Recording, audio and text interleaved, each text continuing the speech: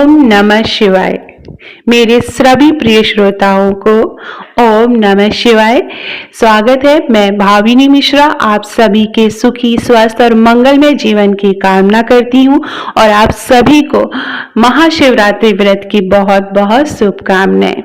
ये शिवरात्रि हम सबके जीवन में सुख, समृद्धि और ऐश्वर्य लेकर आए, यही कामना करते हुए हम श्रवण करेंगे महाशिवरात्रि व्रत की प्रामाणिक और पौराणिक कथा। आज शिवरात्रि के दिन भगवान शिव और माता पार्वती का विवाह हुआ था और इसी उपलक्ष्य में ये महाशिवरात्रि मनाई जाती है। हमारे सनातन धर्म में महाशिवरात्रि का बहुत ही ज्यादा महत्व है। आइए श्रवण करते हैं महाशिवरात्रि की व्रत कथा। पूर्व काल में चित्रभानु नामक एक शिकारी रहता था। जानवरों की हत्या करके वह अपने परिवार को पालता था।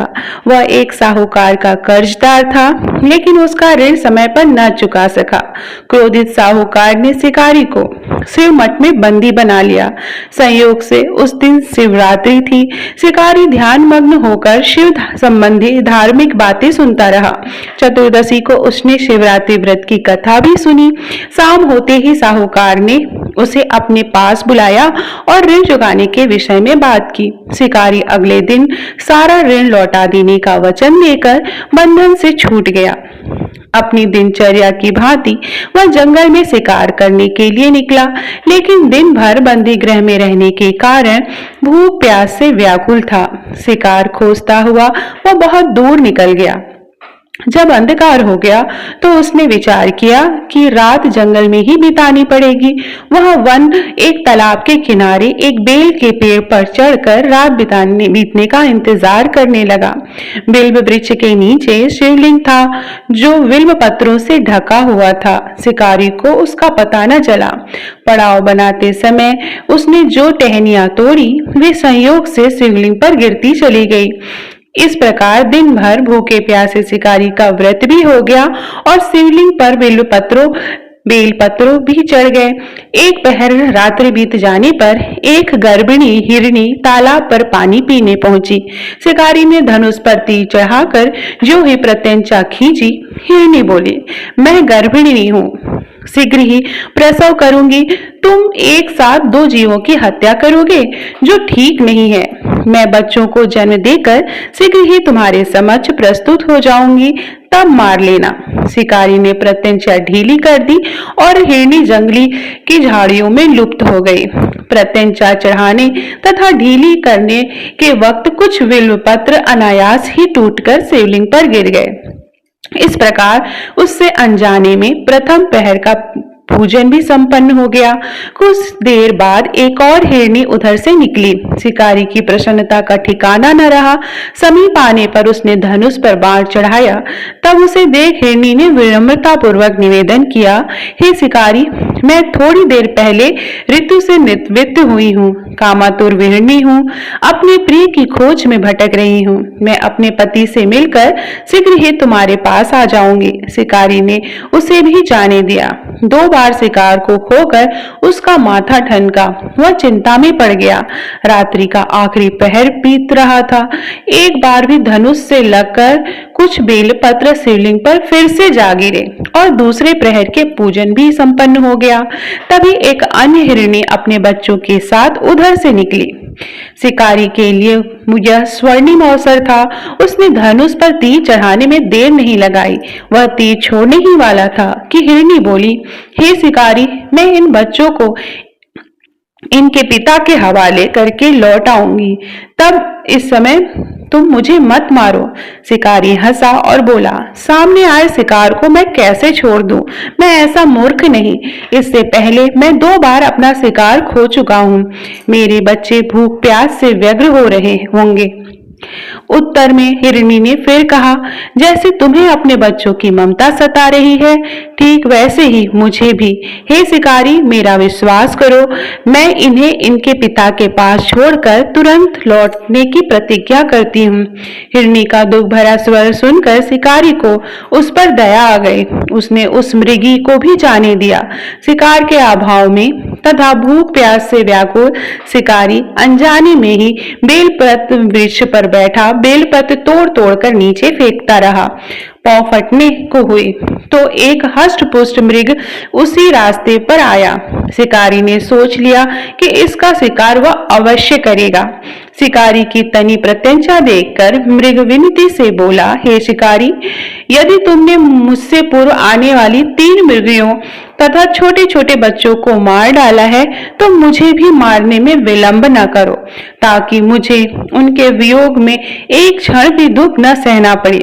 मैं उन हिरनियों का पति हूँ। यदि तुम्हें उन्हें जीवन दान दिया है तो मुझे भी कुछ क्षण का जीवन दान देने की कृपा करो। मैं उनसे मिलकर तुम्हारे समक्ष उपस्थित हो जाऊंगा। मृग की बात सुनते ही शिकारी के सामने पूरी रात का घटना चक्र घूम गया। उसने सारी कथा मृग को सुना दी। तब मृग ने कहा, मेरी तीनों पत्नियां जिस प्रकार प्रतिज्ञाबद्ध हो गई हैं, मेरी मृत्यु से वह अपने धर्म का पालन नहीं कर पाएंगी। अतः जैसे तुमने उन्हें विश्वास पात्र मानकर छोड़ा है, वैसे ही मुझे भी जाने दो। मैं उन सब के साथ तुम्हारे सामने शीघ्र ही उपस्थित होता हूँ। शिकारी ने उन्हें भी जाने दिया। इस प्रकार प्रातः हो आई। उपवास, रात्रि जागरण तथा शिवलिंग पर बेलपत्र चढ़ाने से अनजाने में ही शिव पर शिवरात्रि की पूजा पूर्ण हो गई। पर अनजाने में ही की हुई पूजा का परिणाम उसे तत्काल मिला। शिकारी का हिंसक हृदय निर्मल हो गया, उसमें भगवत शक्ति का वास हो गया। थोड़ी देर बाद वह मृग सपरिवार शिकारी के समक्ष उपस्थित हो गया ताकि वह उनका शिकार कर सके। किंतु जंगली पशुओं की ऐसी सत्यता, सात्विकता एवं सामूहिक प्रेम भावना देखकर शिकारी को बड़ी ग्लानि हुई। उसने मृग परिवार को जीवन दान दे दिया। अनजाने में शिवरात्रि के व्रत का पालन करने पर भी शिकारी को मोक्ष की प्राप्ति हुई। जब मृत्यु काल में यमदूत उसके जीव को ले जाने आए तो शिवगणों ने उन्हें वापस भेज दिया तथा शिकारी को शिवलोक ले गए। शिव जी की कृपा से ही अपने इस जन्म में राजा चित्रभानु पिछले जन्म को याद रख पाए तथा महाशिवरात्रि के महत्व को जानकर उसका अगले जन्म में भी पालन कर पाए। तो इस कथा से हमें क्या संदेश मिलता है? ये कथा यहीं पर समाप्त होती है। अब हम इस कथा से संदेश क्या मिलता है वो मैं आपसे बताती हूँ। शिकारी की कथा अनुसार महादेव तो अनजाने में किए गए व्रत का भी फल दे देते हैं, पर वास्तव में महादेव शिकारी की दया भाव से प्रसन्न हुए।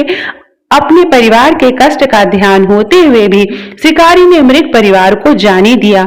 यह करुणा ही वस्तुतः उस शिकारी को उस पंडित तथा एवं पुजारियों से उत्कृष्ट बना देती है, जो कि सिर्फ रात्रि जागरण, उपवास एवं दूध, दही, बेलपत्र आदि द्वारा शिव को प्रसन्न करने की कोशिश करते हैं।